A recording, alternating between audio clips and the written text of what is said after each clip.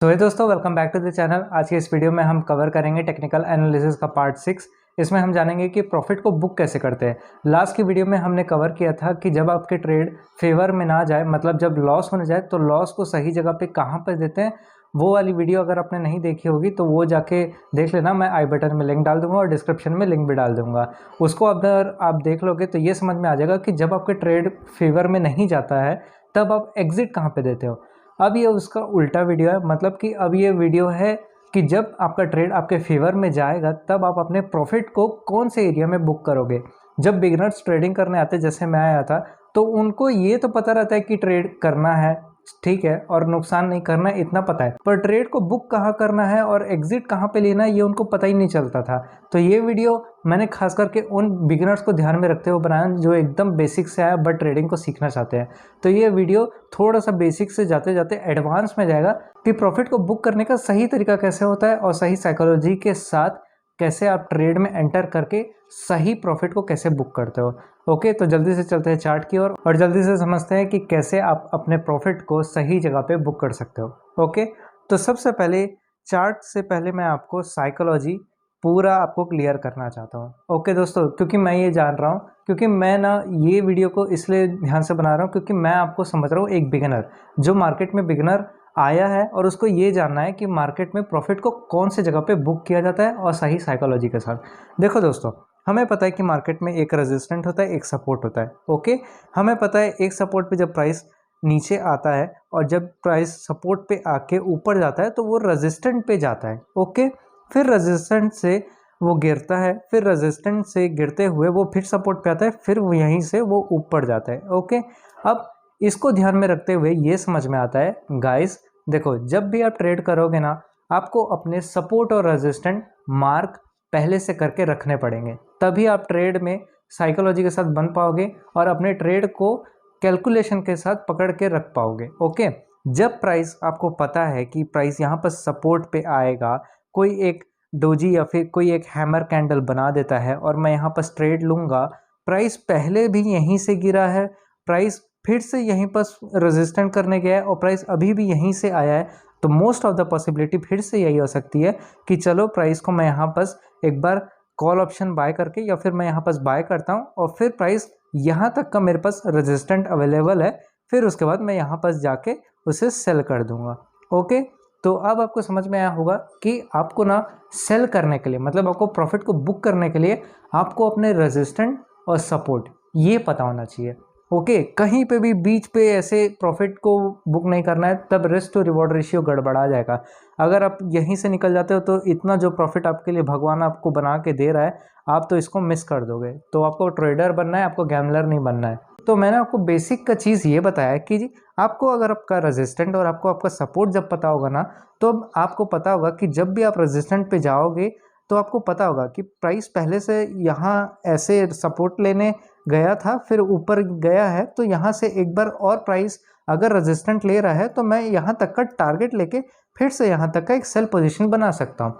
Vice versa उल्टा, अगर कोई बायर है और उसको ये देखना है कि यहाँ से मैं बाय करूँगा, तो वो देखेगा कि पिछले टाइम में यहाँ पास कोई एक स्ट्रॉन्ग सपोर्ट है, प्राइस पहले भी ऐसे ही रिएक्ट करके यहाँ से रेजिस्टेंट पे गया है। ओके, तो यहाँ पास कोई अगर एक अच्छा सेटअप बन जाए, ठीक है, और वो यहाँ से एक ट्रेड बनाए, तो इसी रेजिस्टेंट पे जहाँ से प्राइस पहले भी गिरा है, उससे पहले भी गिरा है, तो वो यहाँ जाके अपने टारगेट को या फिर प्रॉफिट को बुक कर सकता है। ओके, मेरे हिसाब से आपको इतना तो समझ में आया होगा कि टारगेट को पाने के लिए और प्रॉफिट को बुक करने के लिए आपको अपने लेवल्स पता होने चाहिए कि कहाँ से प्राइस स्विंग करके घूम जाता है और स्विंग करके घूम जाता है, मतलब आपके रेजिस्टेंट और आपके सपोर्ट आपको पता होना चाहिए। ओके, देखो गाइस, मार्केट में ना रिस्क टू रिवॉर्ड चलता है। अब मैं आपको थोड़ा सा एडवांस कर रहा हूँ, ठीक है, क्योंकि मैं आपको साइकोलॉजी बिल्ड करना चाहता हूँ। मैं ये नहीं चाहता कि आप ये सिर्फ ये देखो कि यहाँ पास ऐसे सपोर्ट आ गया, यहाँ पास कोई एक कैंडल बन गई, समझ लो स्पिनिंग टॉप बन गया, फिर आप बोलते हो कि यहाँ पास ट्रेड लूँगा, फिर आप बोलते हो यहाँ पास रेजिस्टेंट है और मैं यहाँ तक का रेजिस्टेंट लूँगा। ये ना हर बार सही नहीं होगा, क्योंकि जानते होगे कि ट्रेडिंग में बहुत सारे लेवल्स अवेलेबल होते हैं, यहाँ भी लेवल्स होगा, यहाँ भी लेवल्स होगा। मार्केट की पॉसिबिलिटी ये भी है कि मार्केट या तो यहाँ से भी घूम सकता है या तो यहाँ से भी घूम सकता है। ओके, तो ऐसे केस में क्या करें सर कि इतने सारे रेजिस्टेंट बन जाए तो किस रेजिस्टेंट पे अपने प्रॉफिट को बुक करें, या फिर अगर नीचे की तरफ ट्रेड ले रहे हो तो बहुत सारे सपोर्ट अगर अवेलेबल है तो कौन से सपोर्ट को ज़्यादा प्रायोरिटी दे। तो गाइस अभी पहले तो अपने मन से ये निकाल दो कि मुझे हर सपोर्ट पे बाय करके रेजिस्टेंट पे सेल करना है और हर रेजिस्टेंट पे सेल करके सपोर्ट पे बाय करना है, ठीक है। क्योंकि वो अगर आप लेके चलोगे ना तो आपका जो ट्रेडिंग करने का तरीका है ना वो गलत हो जाएगा। क्योंकि अभी मैंने बताया कि मार्केट में बहुत सारे रेजिस्टेंट होते हैं, बहुत सारे सपोर्ट यहाँ पर अवेलेबल होते हैं, तो आप हर किसी को प्रायोरिटी नहीं दे सकते, ठीक है, क्योंकि हर लेवल अपने आप में इंपॉर्टेंट है। तो सर ऐसे में क्या करें, ठीक है। तो देखो आपको कुछ नहीं करना है, आपको पहले तो ये समझो कि रिस्क टू रिवॉर्ड रेशियो क्या होता है, ठीक है। ये प्रॉफिट बुक करने का कैलकुलेशन है। मैं चाहता हूँ कि आप ये सीखें कि आपके लिए कितना प्रॉफिट इनफ है, ठीक है। क्योंकि हद से ज़्यादा प्रॉफिट भी सही नहीं है, क्योंकि आपका लॉस भी बहुत ज़्यादा हो सकता है और आपका प्रॉफिट भी 1:1 का हो सकता है। आप पहले ये साइकोलॉजी समझो। आप ट्रेडिंग करने आओगे ना, जब आप बिगिनर होगे तो आपको ये समझना है कि अगर मैं 2 रुपये कमाना चाहता हूँ किसी एक ट्रेड से, तो मुझे उसका 1 रुपये खोने के लिए मैं रेडी होना चाहता हूँ। मतलब रिस्क टू रिवॉर्ड रेशियो 1:2 का आपका होना चाहिए। आप जहाँ पास 2 रुपये कमाना चाहते हो वहाँ पास आप 1 रुपये खोने के लिए तैयार हो। ये होता है साइकोलॉजी। सर ये समझ में नहीं आ रहा है। बोलने का मतलब ये है कि मुझे अगर 400 रुपये का प्रॉफिट करना है तो मैं 200 रुपये का लॉस करने के लिए तैयार हूँ। क्या हो रहा है, ये जस्ट इसका डबल हो रहा है। हम लोग जब कोई भी मार्केट से सामान खरीदते हैं तो जो रिटेलर्स रहते हैं वो पैसे कैसे कमाते हैं, जो होलसेलर रहता है उससे ज़्यादा के दाम पे बेच के कमाते हैं। क्योंकि अगर वो 5 रुपये की चीज़ को अगर आप 5 रुपये में ही बेचोगे तो आप कमा क्या रहे हो, क्योंकि आपने लगाया ही इतना है, आप इतने में ही उसे बेच रहे हो, तो आप तो कुछ प्रॉफिट ही नहीं कर रहे हो। तो प्रॉफिट करने के लिए जो आपका लूजिंग प्राइस होगा ना उसका आपको जस्ट डबल रखना है, ओके। मतलब अगर आप 2 रुपये कमाना चाहते हो तो आपको 1 रुपये खोने के लिए रेडी रहना है। ये आपको समझ में आ गया होगा। सर ऐसे करने से होगा क्या, ऐसे करने से ये होगा कि अगर मान लो यहाँ पास एक सपोर्ट है, ठीक है, मैंने बताया है कि यहाँ पास अगर एक कैंडल फॉर्म हो जाती है, ठीक है, मान लो यहाँ पास एक हैमर कैंडल फॉर्म हो जाती है, ठीक है।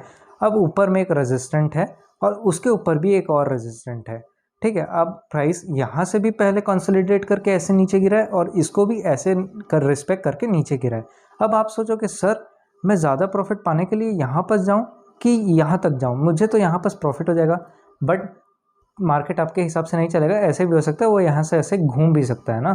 तो क्या करो, तो दोस्तों ऐसे केस में जब आपको ये ना पता हो कि सर मेरे लिए कौन सा टारगेट एरिया ज़्यादा मैटर करता है, ये वाला कि ये वाला, ठीक है, तो आपको ना मार्केट में कैलकुलेट करके हर चीज़ों को चलना है, ठीक है।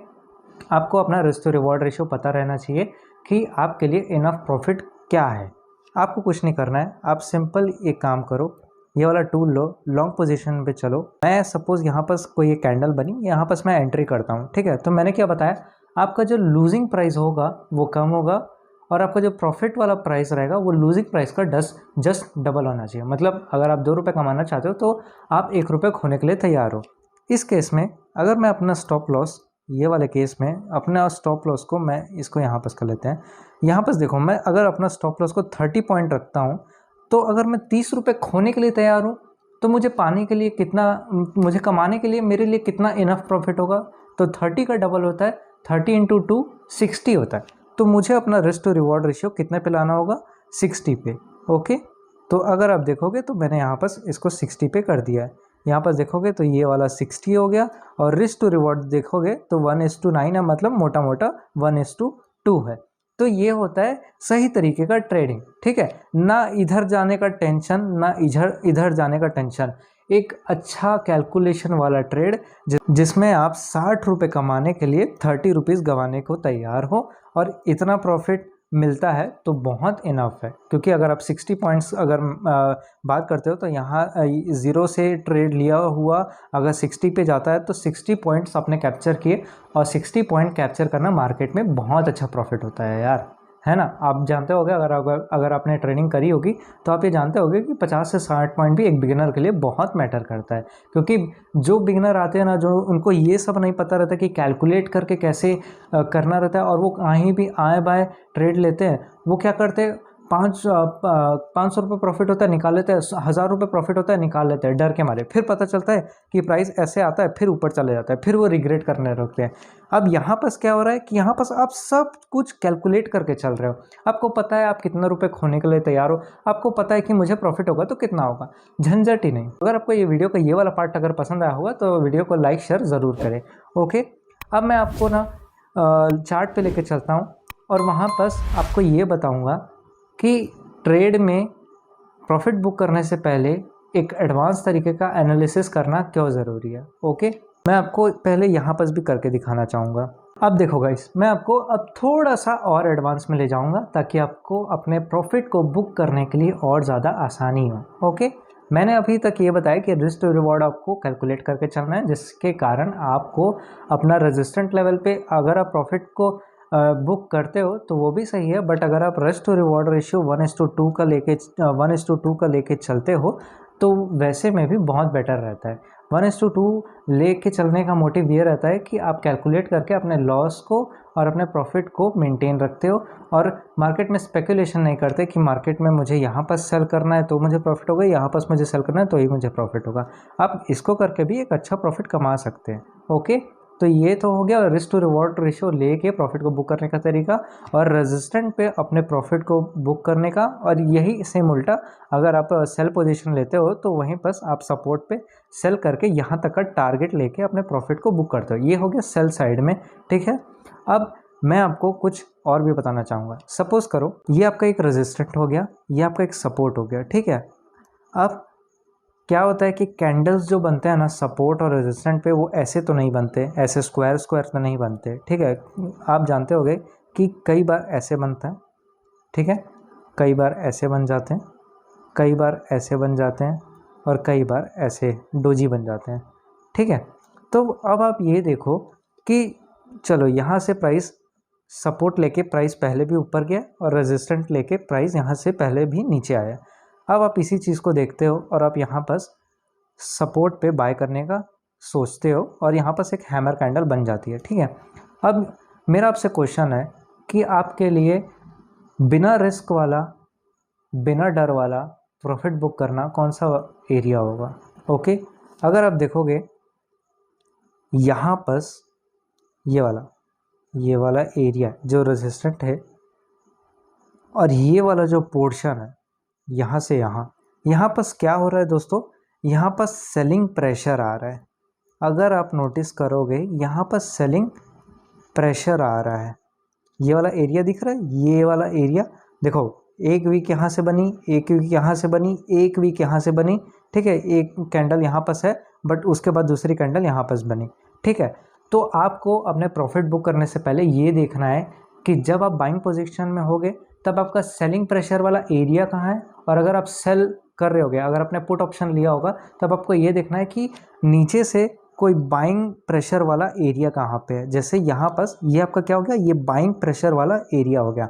अब समझो, अब अगर आपको यहाँ पर ट्रेड लेना है, ठीक है, आपने यहाँ पर मान लो चलो 20 पॉइंट का ऐसे लगाया है, ठीक है। यहाँ ये आपका रिस्क टू रिवॉर्ड रेशियो बन रहा है, ये आपका 20 पॉइंट्स का एसएल, ये आपका 20 पॉइंट, ये आपका 40 पॉइंट का प्रॉफिट, ठीक है। ये आपको बुक करना है, ठीक है। तो आप अपने रिस्क टू रिवॉर्ड लेके चल रहे हो, बट आपका मोटिव भी है कि आपको अच्छे प्रॉफिट करने हैं तो प्राइस एक्शन को भी रिस्पेक्ट देना पड़ेगा, तो आपको यहाँ पर सेल करना है, ठीक है। तो अब जो इमैच्योर होगा, जो नहीं जानता होगा, वो गलती क्या करते हैं, और अगर आप भी ये गलती करते होगे तो कमेंट में ज़रूर बताना, ठीक है। ये आपको जानना ज़रूरी है। देखो गाइस, सबसे अच्छा प्रॉफिट कहाँ पे बुक होगा, ऑप्शन ए यहाँ पे, ऑप्शन बी, ऑप्शन सी। आप खुद बताओ।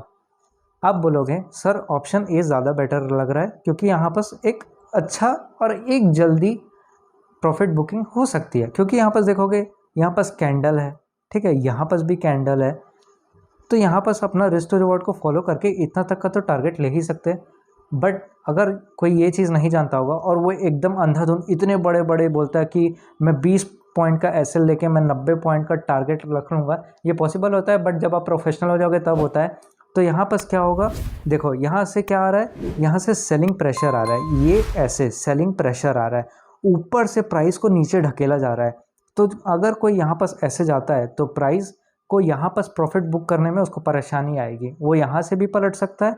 और इतने वर्स्ट केस, बहुत ऐसे कम केस होते हैं जिसमें प्राइस ये ऐसे करके इसको रेजिस्टेंट को तोड़ के इसके ऊपर चले जाए। ओके, तो आपको ये देखना है कि जब भी कोई रेजिस्टेंट बनाए और जब भी कोई सपोर्ट बनाए तो पहले देखना है कि आपका सेलिंग प्रेशर, मतलब ये सेलिंग प्रेशर यहाँ पर है, ठीक है, ये ऐसे कैंडल बन रही है। ओके, ये ऐसे, तो यहाँ पर सेलिंग प्रेशर क्या है, ये है आपका सेलिंग प्रेशर। जब आप बायर के केस में होगे तब आपके लिए अच्छा प्रॉफिट बुक करना कौन सा वाला एरिया रहेगा, ये वाला एरिया, ये वाला एरिया या फिर ये वाला एरिया।